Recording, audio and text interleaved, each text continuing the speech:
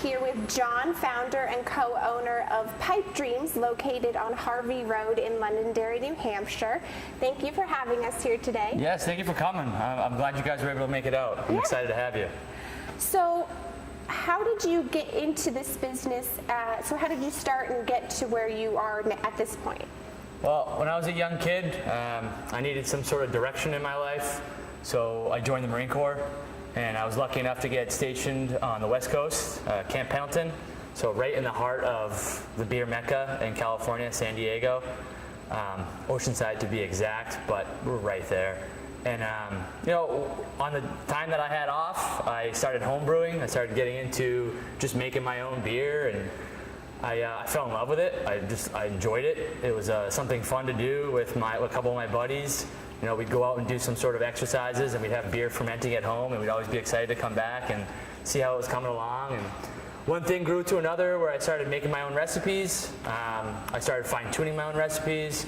One of the first recipes that we have was that I had wasn't called West East IPA at the time, but it was my IPA at the time, and it just kind of evolved into the West to East IPA. When I moved back when I got out of the military, 2013, I moved back here. Actually, I moved to Worcester, Massachusetts, and became a federal correctional officer.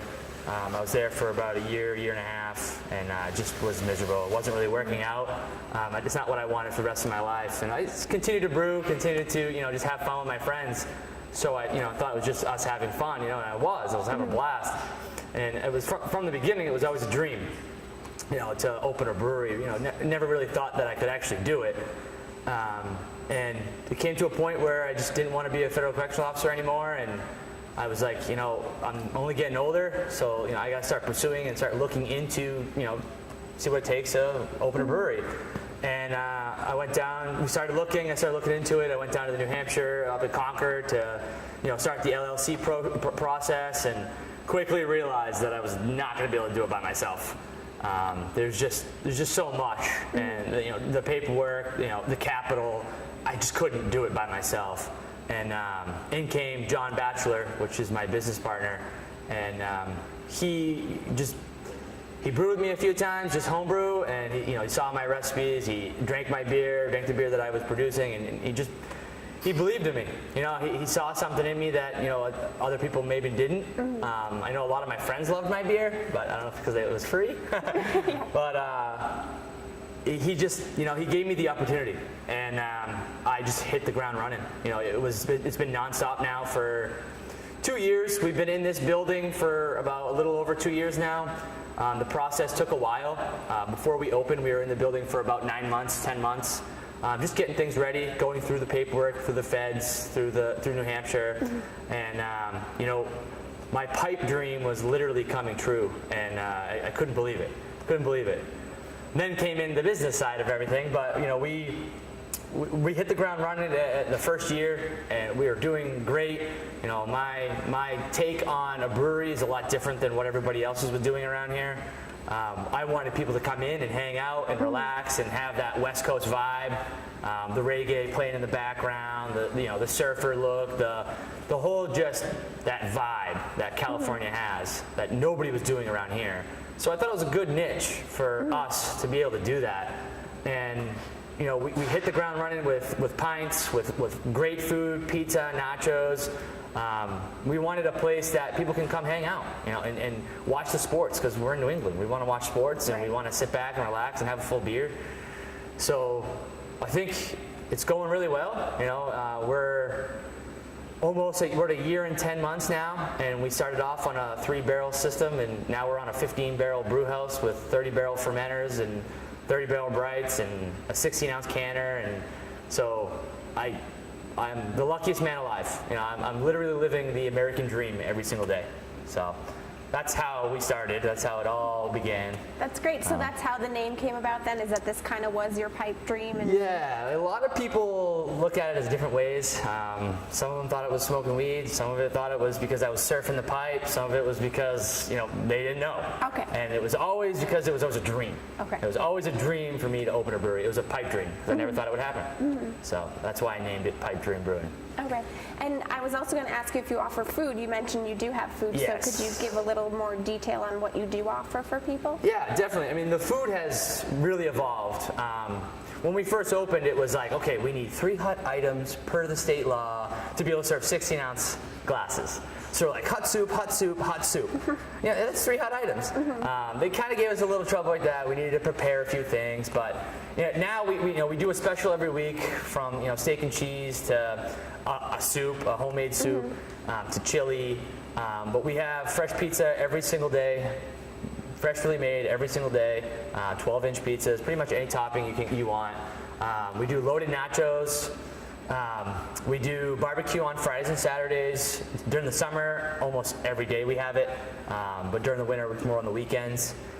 It's kind of hit or miss sometimes because we usually go through it pretty quick. What else? We got like turkey wraps. We do like peanut butter fluffs. A big thing for me when I was a kid, I had a lot of grilled peanut butter fluffs. So one of our specials is a grilled peanut butter fluff. Not a lot of people know what that is, but it's just fluff and peanut butter. Then you grill it, and it's friggin' paradise. That does sound. I've delicious. had fluff and peanut butter, but not grilled, so I'll have to try that. It's a mess. It'll make a mess, Yeah. but it's well worth it. So yeah, we do a lot of different foods. Fun. The nachos is huge here. Yeah. Pizza's huge here, and the barbecue. So Great. we get all our local barbecue from Messy Mike's Barbecue and Gabby's Smoke Shack. So we try to support local as well. Great. If you want to tell us a little bit about your brewing process, we'd love to hear about that. Yeah, definitely. We're actually in the middle of a brew day right now, so I would love to show you around. So this is a 15-barrel brew house. Essentially in here right now, we're just mashing in. You can see all the grain mixing around with hot water. This is the first step in the brewing process. So we just have the rake spinning around, mixing it up, getting all the sugars and flavors from all the different grain that we have mixed in there. To your left, your right, we have the boil kettle right here. So once we're done in here, it's about an hour. We're going to transfer from this vessel into this vessel, which we have nice clean wort, it's called at this point, and we just boil. We boil away. 60 minutes is generally the boil time. Some people do 90, some people do 120, but we stick to 60 minutes for a good, nice boil. From the boil kettle, we're gonna have to walk over here. This is called the whirlpool kettle, and essentially the only thing that we do in the whirlpool kettle is that we do our hop additions. We can also do the hop additions in the boil, which we do, but in the whirlpool, we'll transfer from the boil over to here, and we literally just create a whirlpool. And we add hops in. And inside that whirlpool, there's like a little shelf, and basically it'll create a hop cone. So when it does that whirlpool, it'll stay in the middle of the vessel. And then when we chill, so we'll go through this pump. I know it looks like there's a lot of things going on, but there really isn't. You'll just come right out of here and you'll go through this plate chiller. And this is a single stage plate chiller. Essentially what this does is I send cold water from my cold liquor tank right there. It's like right around 38 degree water. I'll send it through one side of the plates, and then I'll send 212 degree wort through the other side of the plates. And then it'll come right out here to the oxygen stone. We'll add oxygen to the wort, and it'll go right into one of these guys. These are 30-barrel fermenters right here. This is the backside of all the 30-barrel fermenters. So we go from 212 to 65 degrees in, literally seconds. But it takes about 25 minutes to knock out 500 gallons of beer. Wow. So it's pretty quick. That is quick. It's very, very, very fast. But that's essentially it. I mean, a big thing that we're doing over here, we're doing a extensive barrel program. We're slowly ramping up the barrel program. This is going to be a big thing for us. We're really excited just to get some more sours out there, barrel-aged imperial stouts, brown porters. The future is we're still building, but on this side right here is going to be a whole standalone bar. We're going to have another like 6 or so taps on this side. You're gonna have your own private bathroom, own private food service. We're gonna have an area for bands, and then you'll be able to book private events here. Oh wow, that's really nice. So that's what we really want to get into. We have a lot of companies that reach out to us. We have a couple weddings that are in the middle of being booked right now. So there's things that we want to make it so you can have your own private area. So we can have it shut off. You'll have everything for yourself. You'll have your own viewing of the brewing area. And then if we can, I don't know if you can go for a quick walk. We'll go walk upstairs. It's a pretty cool shot. And we're gonna have a drink rail right here and seating. So this will be access to all the public right here. And you'll be able to oversee the new side of the brewery. Nice. So it's a cool shot. We're pretty excited. One step at a time, but it's coming along pretty well. Tell us about the varieties of beer that you offer. Definitely. I know you kind of touched on it, but if you can get into all the different kinds and stuff. Yeah, definitely, for sure. I mean, we've done a lot of different beers. I mean, my thing is I want to have variety. So variety seems to have been working really well for us. I mean, since we've opened, I've premiered, I think, right around 92 different types of beer. When I say types of beer, just different IPAs or different porters or different stouts or. I'd say our flagship, I wouldn't really want to say our flagship, but I'd say the beer that we're still starting to push out on distribution is our West to East IPA. It's just a sessionable, hoppy, nice, easy, my take on like a West Coast and an East Coast kind of slammed together IPA. Really yummy, citrusy grapefruit. We have a bunch of different other styles, a lot of different double IPAs. We got the New England style hop bombs. A very successful series that we have going is our single hop series. So it's like we try to showcase one certain hop. Okay. Galaxy was just sent out. We had that. Citra's the next one coming down the line. It's in one of our fermenters now. Now, when you say sent out, are you sending it to like local stores? Or Yep, I believe we have right around 60 different places that we're either on tap or have cans available. Oh, cool. All the way from Portsmouth to Hampstead, Manchester, That's Londonderry great. area, Derry. Yeah, it's really cool. I mean, when I first opened, I didn't really want to distribute. I wanted to keep it all in-house because I wanted people to come in and feel the vibe that I'm trying to push out. Yeah. And we just came to a point where I couldn't keep up with the tap room. Yeah. So we needed to upscale, and with that upscale, I wanted to start distributing. So you can find our beer in a lot of different local package stores. I mean, we have 16-ounce cans now, so we have 4 packs available for purchase here and all over the other place. In fact, today with our membership program, we're releasing our infamous peanut butter chocolate stout. It's very, very, very popular here. I've never sent it out. You've never been able to come here and take it home. It's always been on nitro. So our customers have been asking since day one to be able to take that home. So today and tomorrow to the public, but today for our members, we have 16-ounce cans available for purchase to take home.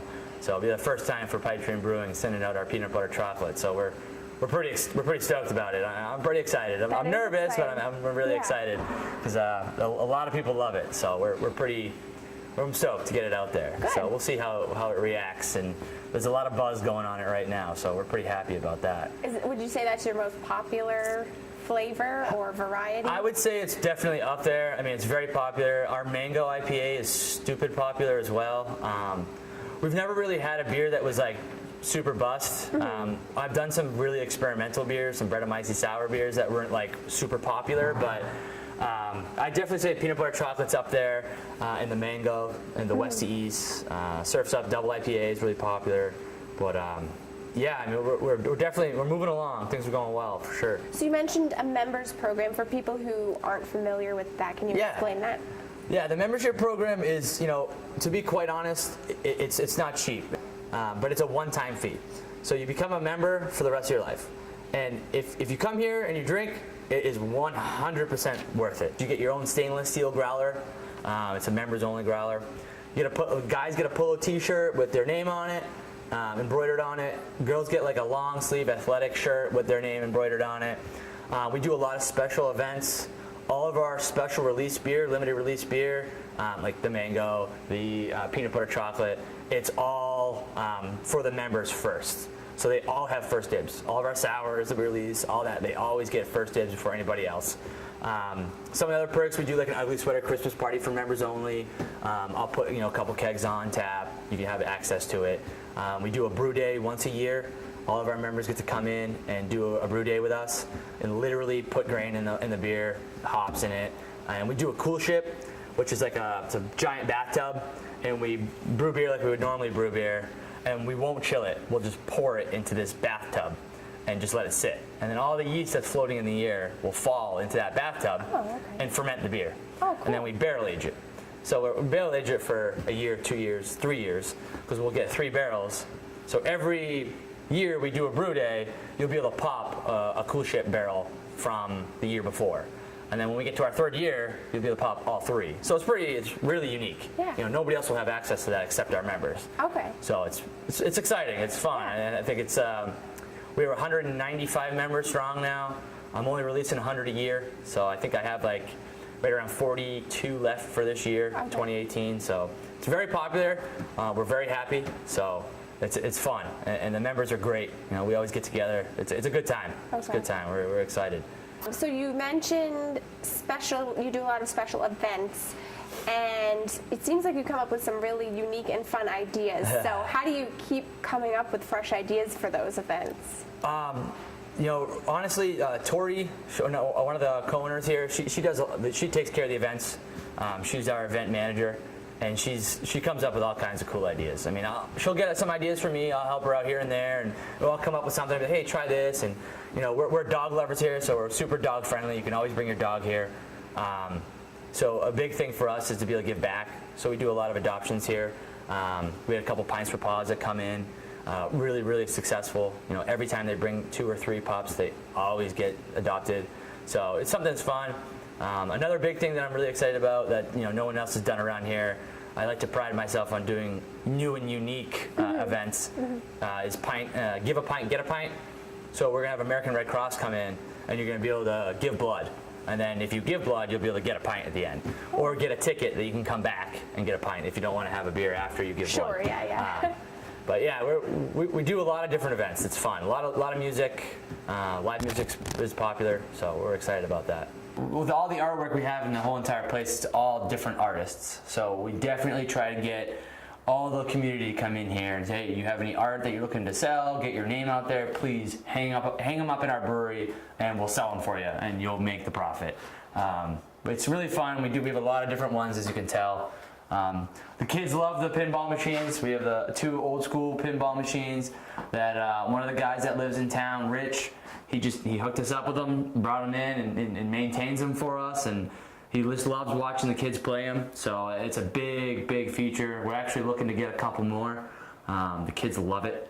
When there's like 5 or 6 kids in here, I'll just open one of the thing and throw $20 of quarters on the thing, and they're done for 4 or 5 hours. They love it. It's amazing. So it's a lot of fun. We try to, family friendly is key. Everyone loves it, so it works out pretty well. So you mentioned some fundraising things that you yourself do, but people can also hold their own fundraisers here, correct? Yep. We try to promote as much as we can with the fundraisers. We've had a couple different people come and approach us. A lot of veteran ones. We do all kinds of different ones. A lot of school ones. We try to embrace ourselves into the community here in Londonderry. So we've done a lot for some of the field hockey teams, the girls field hockey teams here. I think we did one for the baseball team as well, and the football team. I know we donated our cornhole boards one day too for them to go out and play while they're in between practices. Well, we're a part of Londonderry. We want to be a part of Londonderry.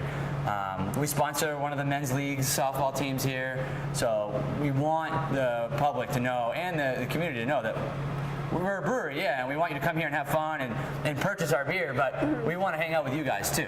So we do as much as we can to give back, and I think it's definitely, people have seen that, and we're very excited. I mean, fundraising alone, I think we've donated, $15,000, $20,000 already, and we've only been open, a year and 10 months. So that's amazing. I'm just gonna keep pushing. We have a great platform, so I'd love to do it.